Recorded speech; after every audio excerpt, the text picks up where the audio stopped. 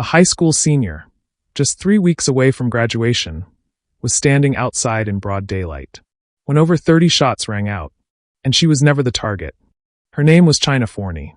She was 18 years old, a track athlete, a dancer, and she had plans to become a nurse, a traveling nurse. Her future was already taking shape.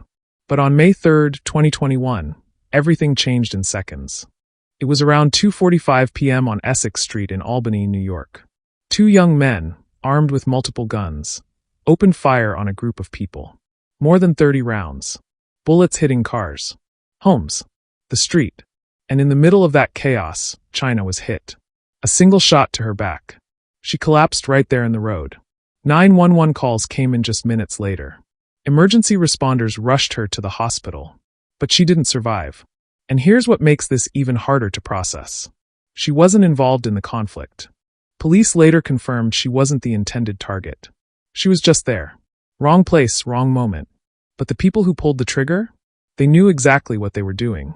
Investigators identified 2 suspects, Alvin Foy and Jamar Manning. Both teenagers. Both armed. Both firing into a crowd. Manning would later plead guilty, admitting he was part of the shooting. He was sentenced to 20 years to life. Foy chose a different path. He went to trial, and he was found guilty.